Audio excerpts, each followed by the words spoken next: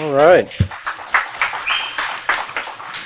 Evening, everyone, and welcome back to another Peaceful Solution Character Education Teachers Certification course here. We are glad to have everyone with us who might be joining us online or here locally as we social distance in the facility here. We're going to continue here with the Chapter 2 of the Character Unit. And for those who were watching last class, I know that the previous teacher set it up so that you will have a wonderful song. I'm sorry to disappoint you. I will not be singing to start this class off. In fact, I think if I did sing, it probably would disappoint you. But hopefully you did go over page 49 there, the song entitled My Family and Me. And of course, if you remember, that song there is kind of a, it's kind of an extracurricular activity there to cap off what we were talking about in regards to All in the Family, okay? Because again, this is chapter 2 of the character unit, and we're rehearsing the different types of characters that we see and how they affect the family. Now, in chapter 1, of course, we talked about the basis of what character is. Right, and the difference between positive and negative character and where it comes from and excuse me, how it affects us and how it affects our decision making and affects others as well.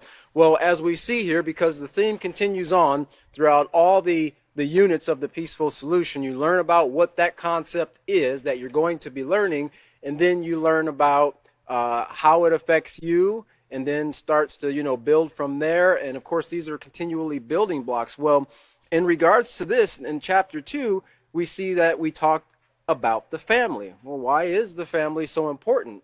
Because the family plays an important part in the development of a person's character from their infancy up through their adulthood. So it's very important to kind of lay that foundation. And as teachers, as the previous teachers mentioned in the other classes, it's important for us to have all these things in mind, right? When we're teaching our students this, they're not going to know any of this information initially, not until we actually teach it to them. And we might have to go over it with them again and again and again because we don't retain everything the first time we learn it, okay? And this is why a person will go to school, and within that school year, they do learn new things, but for the most part, they're rehearsing the same thing over and over and over throughout that school year to kind of drive it deeper into the mind of the student. Well, it's the same thing with these concepts, these principles that we're teaching in the Peaceful Solution as a teacher.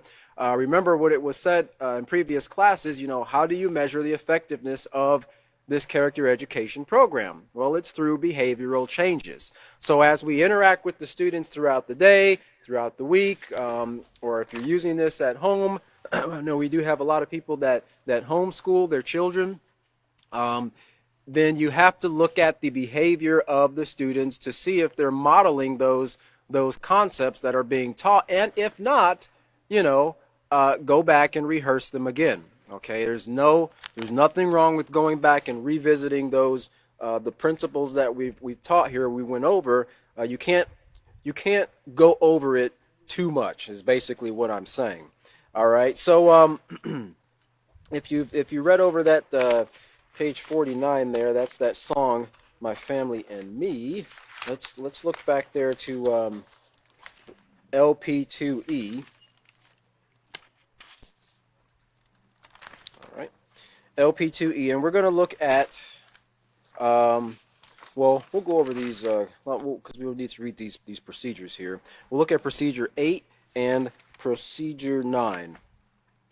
All right, procedure 8 says, the exercise found on pages 50 through 51 of the student's handbook is designed to allow students to gain a better understanding of their individual families. Okay, and this is important for them to understand because like personality, people tend to look at other families as the one that they want to be in, right? As the old saying, the grass is always greener on the other side. Okay, but they don't tend to look at their own family and in a lot of cases see a lot of the benefits that are there at home. Sometimes students might grow up in a, kind of an impoverished home, but their needs are taken care of. They have food, they have clothing, they have shelter.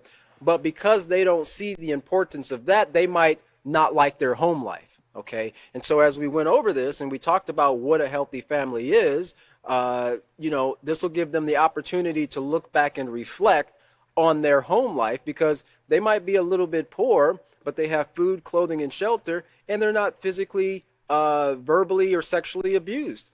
I would say that that's a great family to be in. But sometimes you have to open their minds and to be able to see these important points, because it's easy to look at the personality of something. It's easy to look at the outside of something and think that that's what you want, to think that that's the more joyous way of life. Okay, but this gives them the opportunity to better understand their individual families. Now, it'll also explore other family members of the value. It'll also expose other family members to the value of positive moral character within the family, as well as areas that the students can improve on.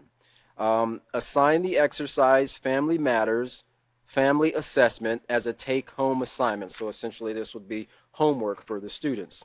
Instruct students to interview their family members based on the instructions on the sheet. Do a follow-up and allow students to discuss what they learn about themselves and their families. Okay, and then of course that's on page 50 and page 51, and there's a series of 6 questions, and that's family members' name, and gives you some lines that you can ask 3 family members, and then their answers below those questions in the corresponding columns. All right, and then lesson plan or procedure 9, excuse me. We're still on LP2E. It says, encourage students to read the section on page 52, and that's what we're going to be covering this evening, entitled What I Have Learned. Of course, this is a recap of a summary of everything that we went over in the previous chapter. And so this is what we're going to do today. Conclude the lesson by reiterating that the goal of every parent should be to provide safety, food, shelter, clothing, guidance, love, and appropriate affection to their children. Now keep in mind what we covered in the previous classes regarding love and the concepts of love in regards to upholding the rules, okay? Never to be confused with inappropriate touch. Although every family will have its negatives and positives, a family should be a loving and supportive unit. Okay, a loving and supportive unit. In this way, each member of the family will have the opportunity to develop a positive character, and that's very important, to give someone the opportunity to make a right choice. In society where a person is continuously bombarded with negative influences, in their own homes, they don't really see many positive influences. They're not taught any positive concepts, or the negative concepts far outweigh the positive concepts that they're taught, or the teachings that they're taught in the home. They really don't have the opportunity to develop a positive character. In order to have an opportunity to do so, you have to have both sides of the coin, so to speak. You have to have the positive things taught to you, and you have to be able to see and distinguish between positive and negative, so that you have the opportunity to make the choice as to which direction you want to go. Of course, as we covered in the beginning of chapter 1, the hope is that we'll take the road less traveled, okay, because that leads to a successful life.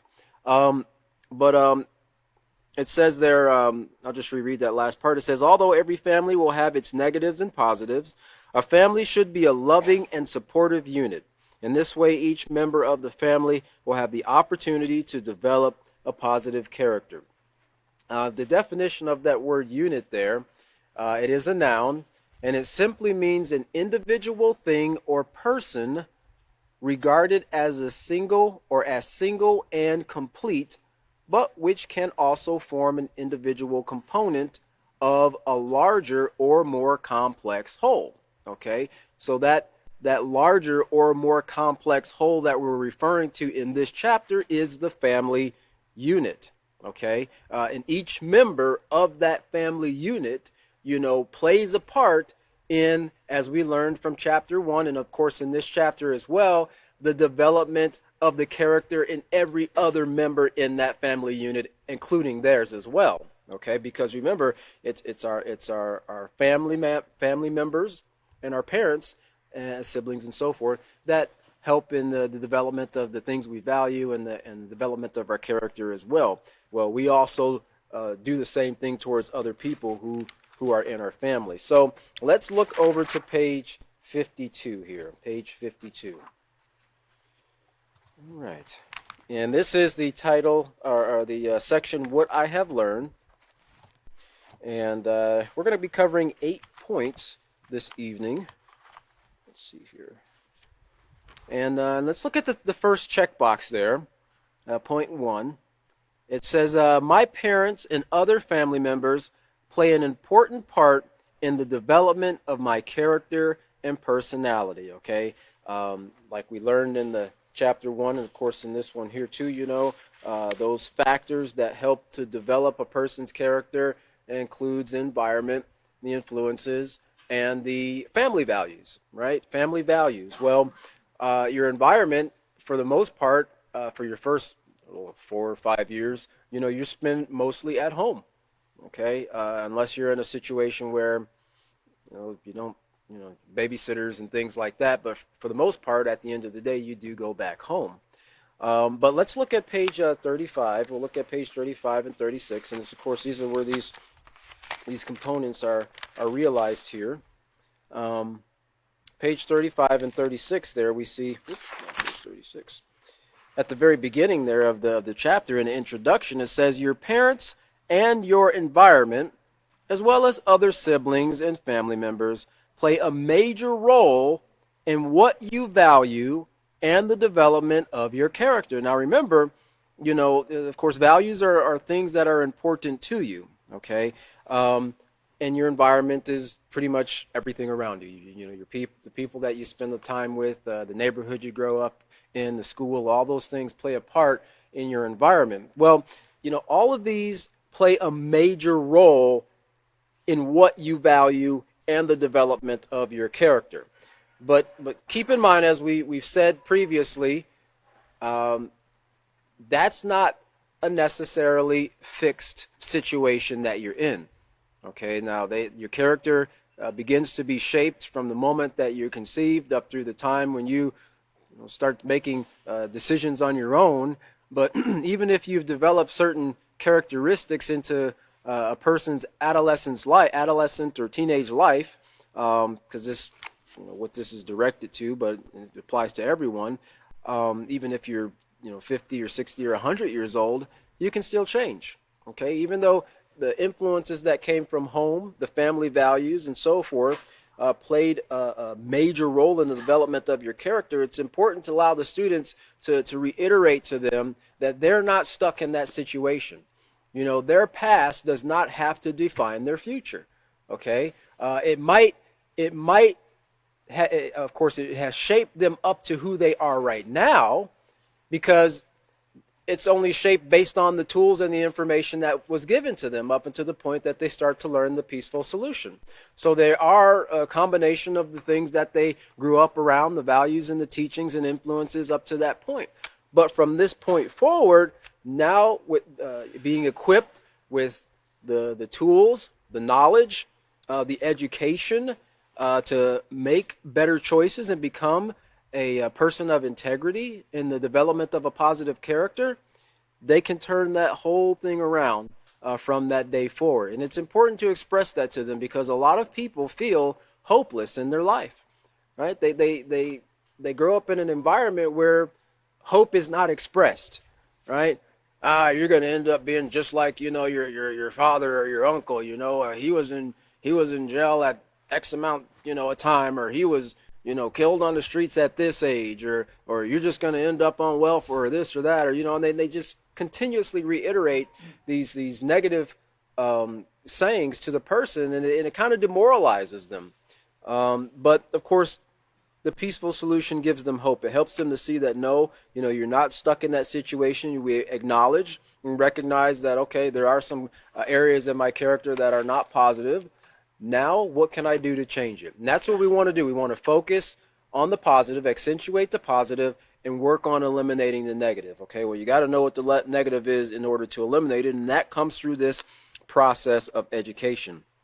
Let's see, it says the role, look at the second paragraph there. It says the role of parents and the family in shaping a positive or negative character cannot be overstated. Okay, and of course in this chapter you will learn that character plays a key role in families. A negative and or positive character has the ability to destroy a family or strengthen and build the family unit. Okay, and then if we look over to page 36 there, continuing in with this this first point, page 36, I'll just reread it again. It says, my parents and other family members play an important part in the development of my character and personality. Page 36, it says, let's see here, and the second, no. 1, 2, 3. Third paragraph there, towards the kind of the bottom of the paragraph there, it says, the combination of character, personality, environment, and experiences makes each person one of a kind. However, the most significant factors that shape you, excuse me, that shape you into who you are your parents and other family members.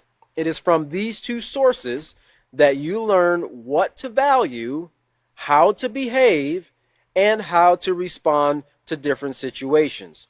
All of these things help to shape your character, and of course, like we mentioned previously, people who grow up in homes or in environments where violence and lashing out and the uncontrolled display of anger are continuously displayed, they themselves will eventually do the same things when they're at school and interacting with others, when they're in the neighborhood or on the playground or wherever they are. They're going to respond in those situations if someone does something that irritates them, and they've seen how family members previously handled irritating situations, possibly even with them. Sometimes parents will lash out when they're burdened with a lot of things, and if there's a lot of children in the home or whatever the case might be, and they're asking for things, mom, dad, can I do this? Or, get off me, you're getting on my last nerve.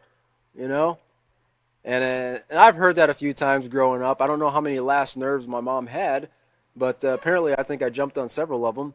But I mean, in those situations, a child could respond in that same way towards others. Okay, and because these are like we've learned previously, and we're going to learn as we get into the next chapter, these are influences, right? And the child sees those things, and children, they pick up more on what they see and experience than what you verbally tell them. Okay, when it comes to instruction, anyway, we talked about some of the negative things that can be said through verbal abuse, and yes, that does affect a person. So I'm not saying that's irrelevant, but when it comes to directing a child in a positive way, if a parent sits there and tells a child not to do something that's negative or bad for their health, but the parent is doing it, the child is going to see that more than what the parent said. Don't smoke, it's bad for your health. Well, grandma's like 90 something years old and she still smokes. Okay. Don't run in the house, you're going to hurt yourself, or whatever the case might be. So it's important that we model these things as parents and teachers.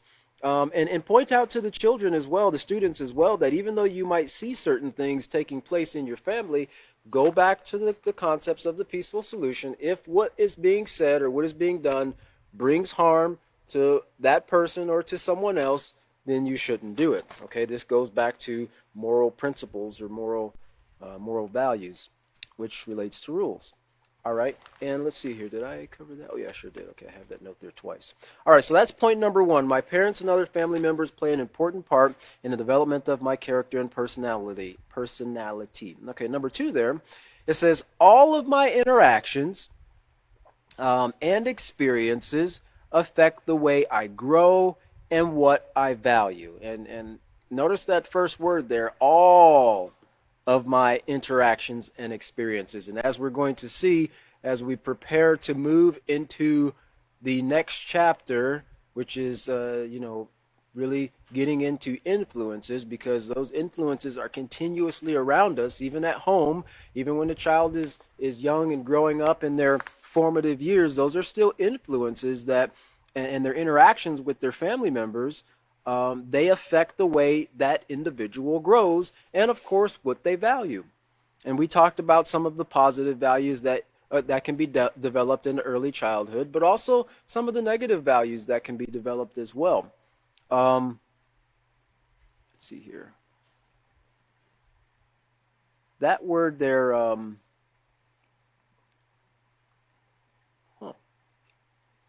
me see. Okay. I'm sorry. No, I looked at the definition. I thought I had it written down wrong. The word there, and of course we've covered this before. I just want to remind you, interactions. It's a reciprocal action or influence. You know, a reciprocal action and influence. In the definition here, it says how we interact. We interact on a person, but it's the reciprocal action or influence, on someone or something. You think about reciprocal, most of us, guys here, we know about what a reciprocal saw is, right? Or AKA sawzall, right? The saw that goes back and forth like this when you squeeze the trigger and it goes faster. Well, yeah, they call it a reciprocating saw, okay? Because it goes forward and it cuts, it goes backward and it cuts, right? And so it's kind of, when we interact with people, we reciprocate those interactions, okay? And so if someone interacts with us in a negative way and we're not trained and we respond in a negative way too, we're reciprocating that negative behavior. But it does not always have to be a negative reciprocation. We could, respond to them in a positive way, okay? But it says the definition of reciprocal is something given, felt, or done in return. Given, felt, or done in return. And all of this makes up our interactions and our experiences, of course, as well. Of course, these affect the way we grow and what we value. Well, let's keep in mind that, the way I grow, up to the point when you start to receive a different set of tools, a different set of information, you can start to change the direction that you're growing. Okay, I like to compare the peaceful solution to like a ray of light, so to speak. Okay, if you've ever been outside and you've seen like a flower or grass, if you've ever noticed a flower, even sunflowers in the morning, they will tend to face the sun. And grass will do the same thing too. Any golfers will know that, if you're playing grass at a certain time of day, that grass blade, it'll move throughout the day because it tracks the sun. It follows the sun. Plants track the sun, okay? Well, when a person grows up in a dysfunctional home, it's kind of like a dark side of their life, okay? And so as a result, they're not able to really grow and to become the most that they can be. Well, when the peaceful solution is given to them, it's like light. It's like a ray of light to them, to a plant, right? And plants, they thrive on it. Photosynthesis, they turn that into beneficial things for us, and oxygen and moisture and water and things like that. So, as they receive it, as plants receive it, you ever looked underneath a pallet or a board that you had in your yard and you pick it up and the grass is all like pale and yellow and everything. And after a few days, that grass starts to turn nice and green and lush. Well, that's what the peaceful solution is. It's that light that can help a person grow in a positive way, but of course they have to be taught it. And so the point of being that said is that once the light is there, that information is there, they can change the direction in which they're growing. So let's look at page 36 again there. All of my interactions and experiences affect the way I grow and what I value. We'll look at page 36 and 38. Um, which one am I on? Okay, yeah.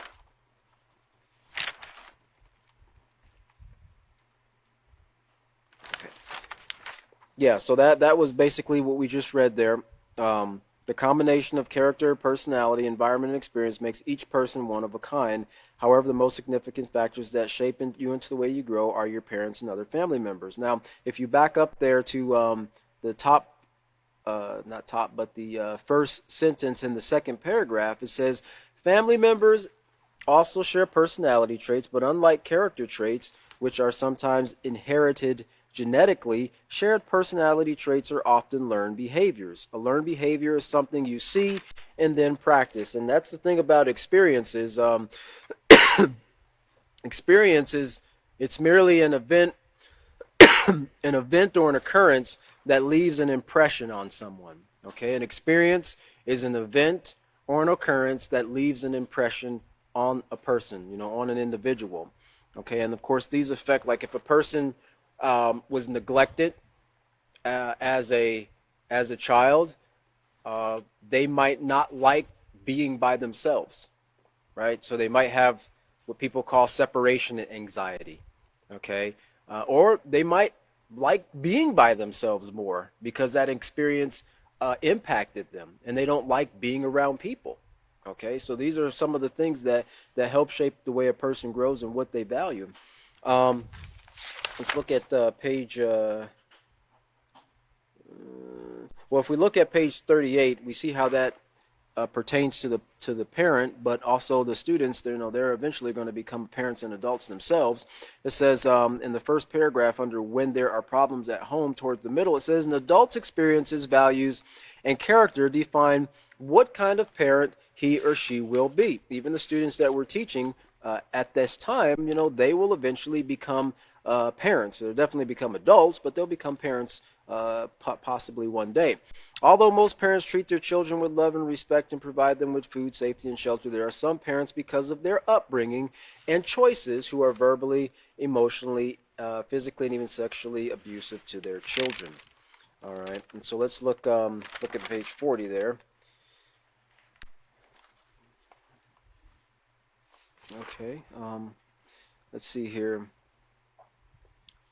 In the first paragraph,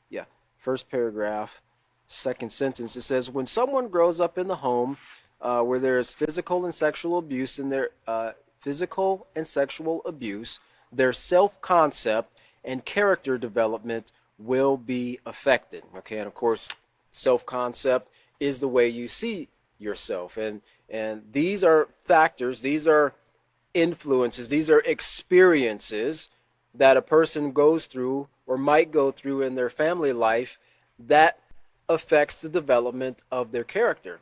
All right, and so it's important for the student to know that, because, and again, they're going to evaluate their own self. They're going to, when they take this assignment home, the family matter assignment, they're going to evaluate their family life. And so this gives them an opportunity to take a long, hard look, so to speak, at their environment and their home life. Now that they understand a little bit about what values are, about what environment is, and so forth, and give them the tools and resources to evaluate how their family life is. Okay? And so, but all those things, their interactions, experience, affect the way that they grow and what I value. And again, like I said, it's not permanent. Anybody can change with the right environment, experiences, and influences. You have to take those negative influences and environments and experiences and turn them into positive ones, right? And then that person will start to change their values. Their mind will change. All right. Let's see here. Let's look at point number 3. It says families that suffer from emotional, physical, and sexual abuse, as well as alcohol and substance abuse, also experience the most damaging effects on the development of positive character. But even that can be changed with effort. Effort, example, and teaching the peaceful solution character education program on my part. Okay, so it's referring to the student who's looking at this and receiving this information, because they might feel trapped. They might feel like, this is just what I've grown up in. There's nothing I can do about it. No, there is something that each individual can do about it. We have no control over what mom and dad and brother and sister or uncle or whoever extended family might be staying with us or might not be staying with us, but might come and visit from time to time. But we do have control over ourselves, the way we think, the way we feel, the way we act, and the way we respond to the things that are done to us or said to us. And this gives them those resources that they need. So let's see here. Page 38. Let's look at page 38. And we just read that top part there. When someone grows up in a home where there's physical and sexual abuse, their self-concept and character development will be affected. Well, let's look down to the last, second to last sentence in that first paragraph. It says, these emotions, the negative concept, tend to be sad and depressed and angry and resentful. Well, it says these emotions can lead to negative character traits such as being hateful, aggressive, and revengeful. These negative character traits will often result in violent behaviors. Okay, look down to the first sentence underneath the case study there about Cheryl, who, of course, we read there how she was being, sexually abused. Her mother was being abused, and but she was abused as well. It says here, it is clear to see that abuse has a negative effect on character.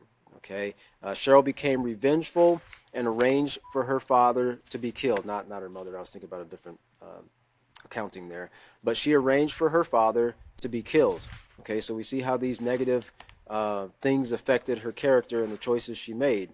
Let's look at the very bottom there.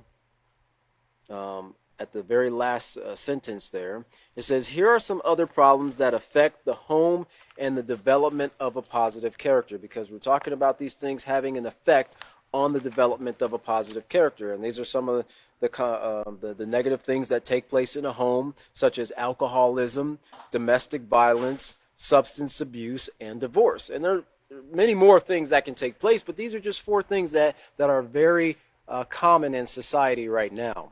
Alcoholism and substance abuse is to be dependent upon alcohol, drugs, or drugs. And these substances are highly addictive. Domestic violence is the use of physical force to injure or abuse another within the family. Okay, and that's why it's domestic. And then down here underneath, read the following statistics of the effects divorce has on children. We've seen there from the previous teacher, 63% of children from divorce homes suffer from anxiety, sadness, moodiness, phobias, that is fear of different things, and depression. 56% of the children's grades dropped in school or have grades below their ability. And also 43% display aggression towards parents, okay, because they don't know how to deal with those emotions that they're going through as well. And then let's look at page 42. Yeah, page 42 there. We see some of the cold, hard facts that we covered there as well. These things that negatively, they have effects on the development of a positive character. We talked about some of the emotions there, the fear and anxiety and depression, anger and hostility, inappropriate sexual behavior, poor concept of themselves, and difficulty in forming relationships. Mental problems can be a result of it. Long-term mental problems as well. Children, at the very last part there, it says children whose parents abuse drugs or alcohol have a greater opportunity of being emotionally, physically, and sexually abused as well. Okay, so we see a lot of these things that we covered here, and then there's some examples of Ricky and Ricky and Shante and what they went through and how it affected them and their character and their interactions with others in the development of their character. But these are things that take place on a regular basis, every day. Let me see here. Was I going to cover that? Okay, no, we already did. All right, so that's point number 3 there. Um, let's see here. Let's look at number 4. Checkbox number 4 there. It says, in homes such as these, now this is spinning off of the third point there, where families suffer from emotional, sexual, or physical and sexual abuse, as well as alcohol and substance abuse. Well, in homes such as these, which this falls under the category of dysfunctional, as we talked about previously, there is a great deal of fear. Okay, a great deal of fear, violence, hostility, and resentment. But notice what is being said to the student here. But I see that I can help myself and others as well. This I am capable of doing. Well, if you look over to page 47, look over to page 47, and let's look at the third paragraph down. And it says, you can begin improving your family life by using moral character traits when interacting with your parents, siblings, and other family members. You can start by being respectful in your daily conversations and by being responsible and doing your share of chores. You must also remember to be humble, especially if you have done something wrong and your parents are trying to correct you, or giving you advice on ways you could have better handled the situation. The character traits of respect and humility, when used on a consistent basis, will reduce many conflicts and arguments between family members, and especially between you and your parents. So the next time your brother or sister does something that annoys you, use patience and positive communication to express your feelings in an appropriate way.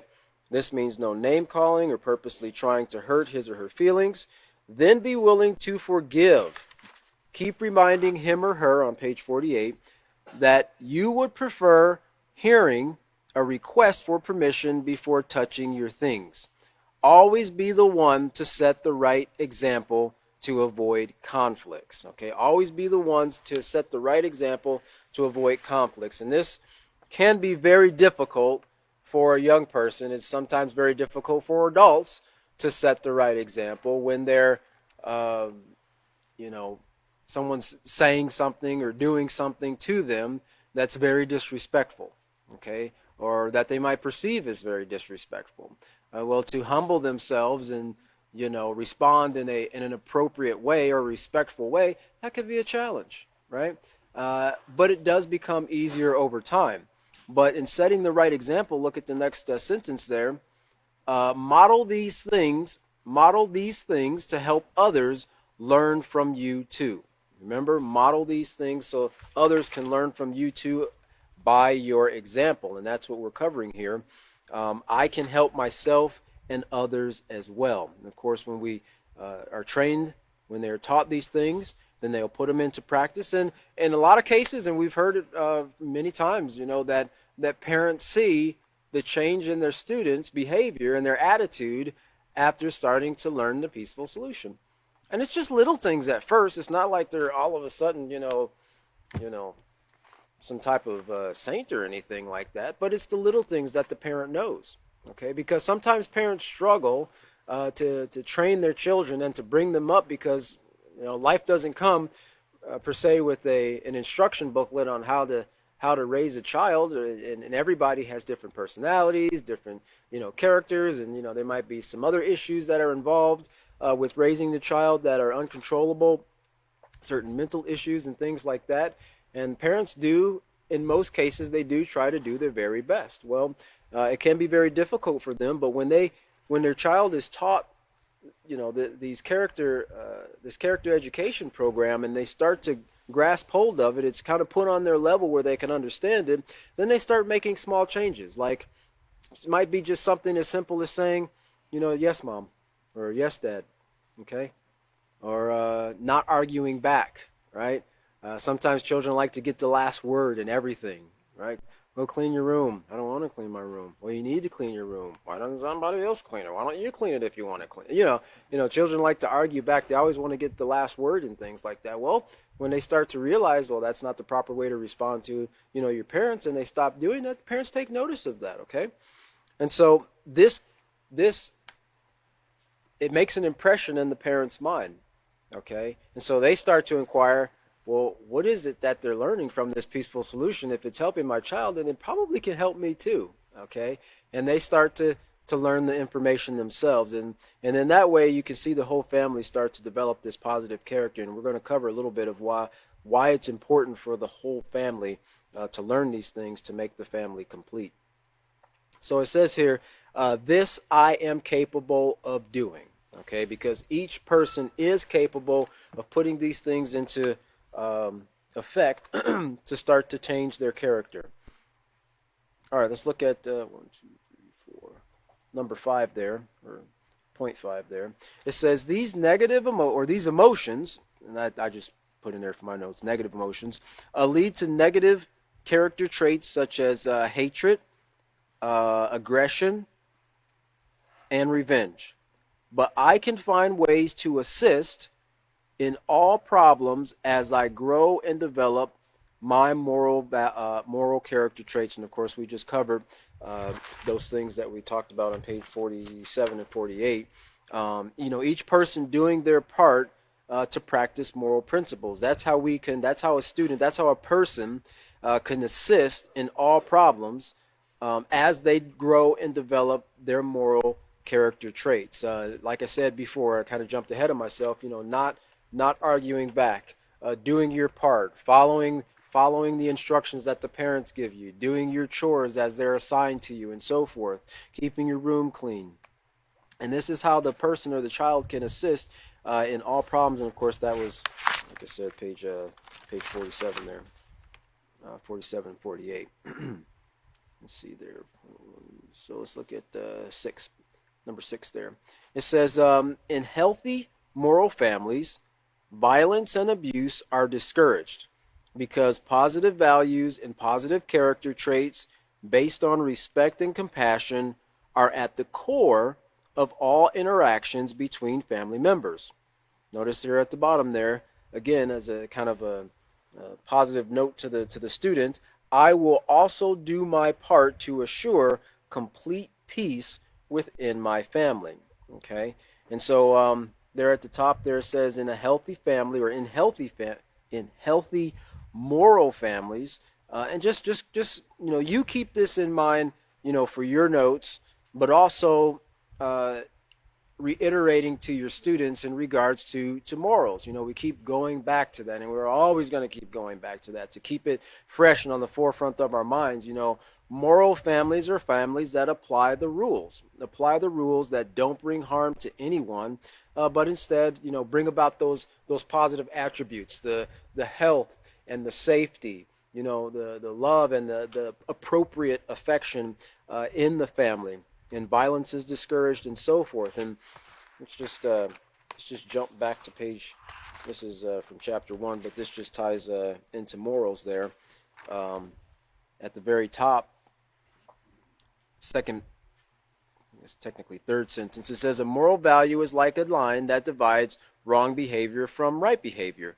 People from all walks of life, young or old, big or small, rich or poor, share some of the same basic concepts of moral values. And then we see the 3 categories there. And then we look at the first paragraph underneath those 3 categories, moral principles, right? In regards to human life means acknowledging and accepting that life is valuable and all people have the potential to contribute to society. And of course, this is important because we're talking about the effects of character within the family. And when we deal with the family unit, we're dealing with people, right? We're dealing with other people within our family. Let's see. Did I skip a part?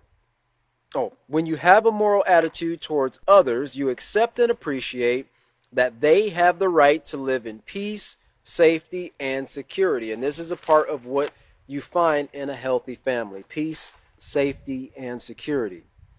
Well, let's look also back to page 44, or look forward to page 44 there, from page 8.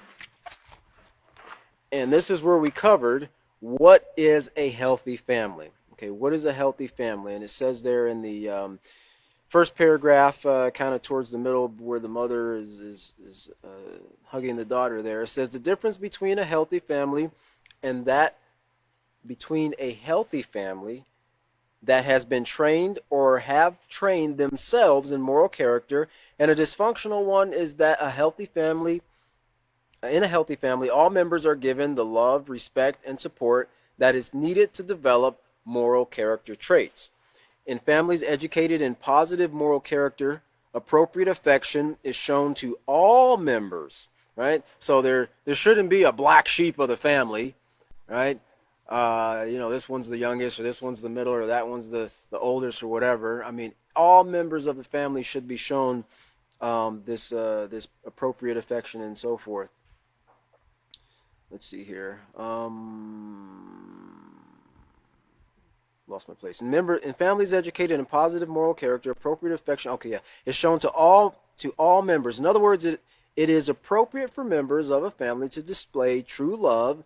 Remember that ties into upholding the rules and concern, congratulations, appreciation, and sometimes a loving hug.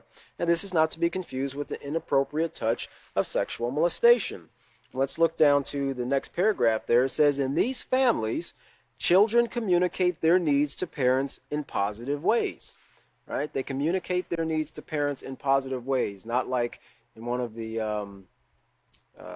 elementary series for the children that taught. There's a scenario there where Kathy's doll, and she was screaming at her mother, I want that doll now, Well, she wasn't communicating at least her desire. That wasn't necessarily a need, in a positive way. Okay, and so you also see this in teenagers as well, sometimes adults as well, but where this is taught and respect is mutually shown between parents and children and siblings and so forth, then the children will communicate these things in a positive way.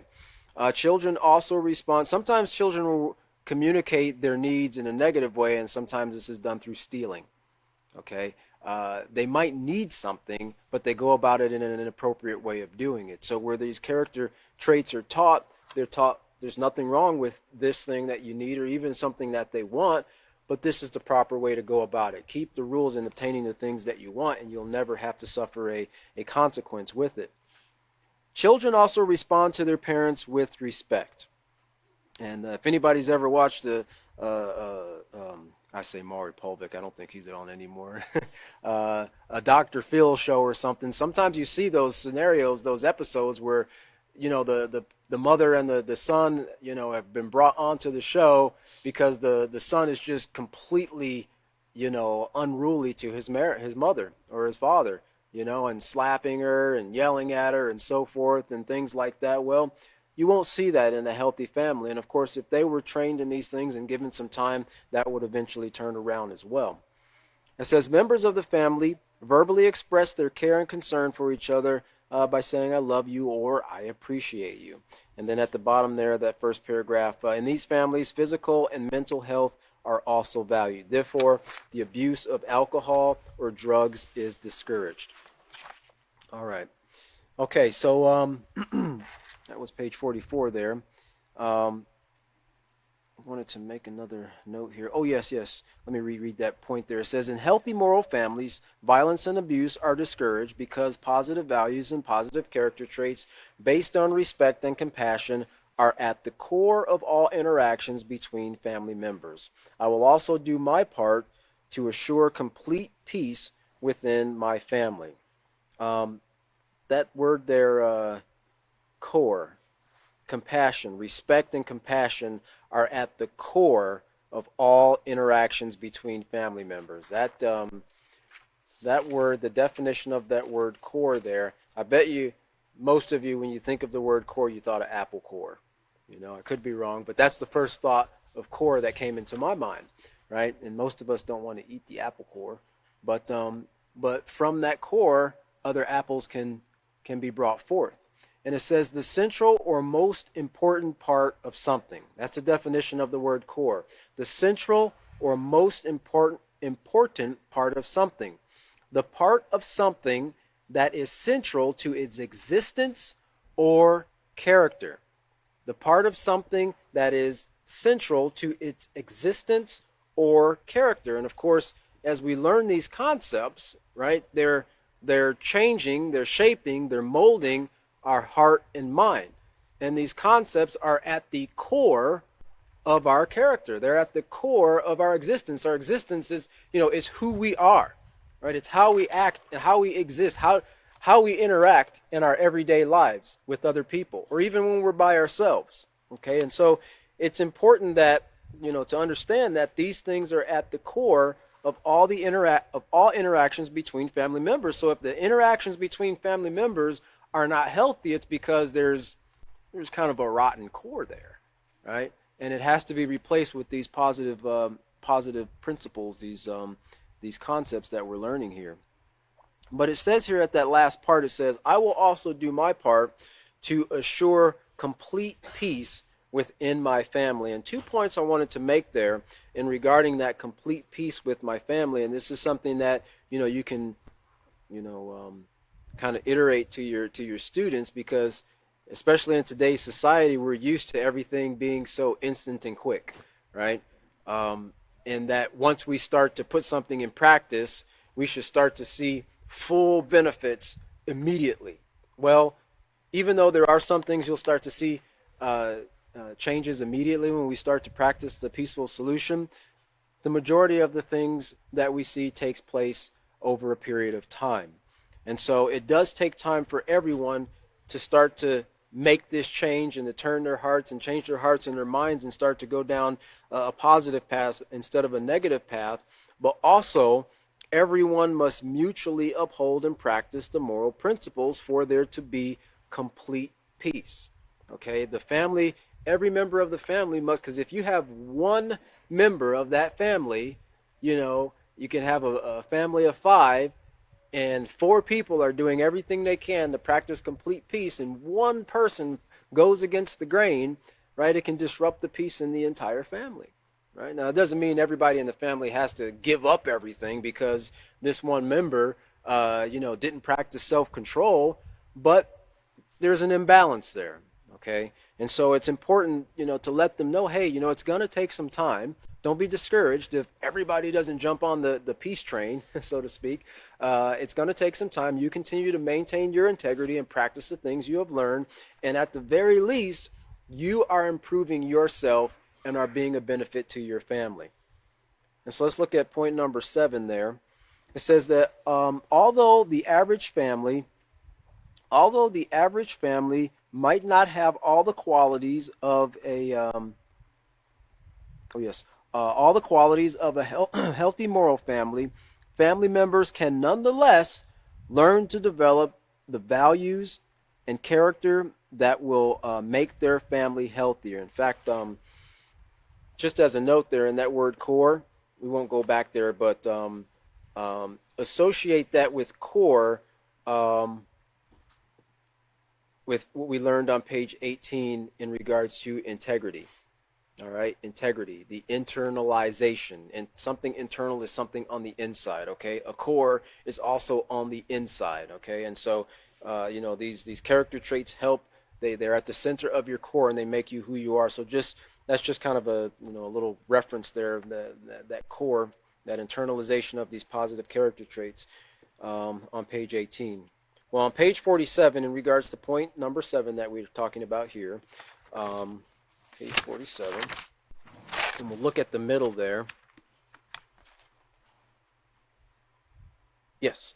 Families, like individuals, have both negative and positive traits. However, family relationships can be improved when each member, notice here, each member begins to develop moral character traits while at the same time eliminating the negative traits. This can be accomplished if everyone, and this is why it's necessary to kind of reiterate this to point to your students, because everyone might not be willing to do this. It might seem odd. It might seem strange to them at first, as change usually is to people when they grow up in an environment where that's not taught. Respect is not really highly valued. People sometimes see respect as, I'm going to beat the snot out of you and that'll teach you respect, right? But it doesn't, right? It teaches hatred and revenge and retaliation and depression and things of that nature. But this can be accomplished if everyone begins to value how a moral character can improve the quality of his or her family. But notice here, even if you are the only one in your family who sees the value of a moral character, you can, by your example, encourage others to value developing an upright moral character as well, because our example is just an important contributing factor to our other family members as theirs is to ours. And lastly there, point number 8, it says, I can be the example to other family members when I display a positive character and when I teach by example what I have learned from the peaceful solution. And on page 48 there, we just read that, but we'll read it again. It says, always be the one to set the right example to avoid conflicts. Model these things to help others learn from you too. Remember, it could be it could be you who gets on your siblings' nerves the next time. How would you want to be treated?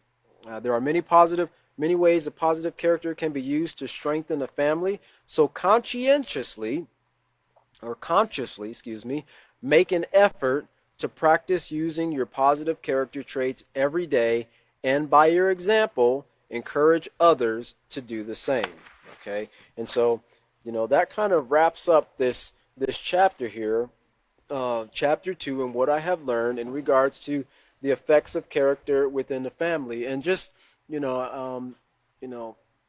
it's important for us to reiterate to the students that, because when you're dealing with a family, and they're kind of going to learn about society, for family is kind of like a small society within a house, right?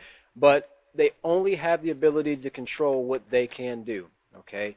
Now that doesn't mean that they don't have an effect on their family, because they do, right? But we want them to see that they can have a positive effect on their family, and that they don't have to reciprocate those negative traits or those negative influences that were shown to them.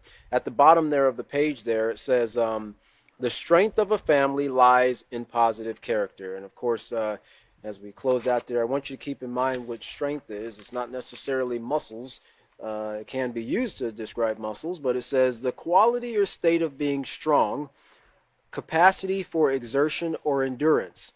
And it's important that they, continue to endure in practicing these concepts, these principles that they're taught, and never give up. It says the power to resist force. And that's important because we're getting ready to talk about some external forces in this next chapter of the making of a VIP. And so it's important that they understand that their strength, it doesn't lie within their muscles, but it lies within their mind and their ability to resist negative influences and so forth. The power of resisting attack. And it also says in regards to legality, when you think about legal, think about laws, think about rules, think about morals. Logical, legal, logical, or moral force, right? So the power to resist those negative influences coming at you and have the ability to respond in a positive way can be defined as strength. And remember, we grow stronger the more we learn these things and the more we put them into practice. Okay, so that will wrap up today's class. And next class will be 1:20 at 5:30 p.m. Central Standard Time. We look forward to seeing everyone there, and I hope everyone has a wonderful evening, and we'll see you next class. Thank you very much.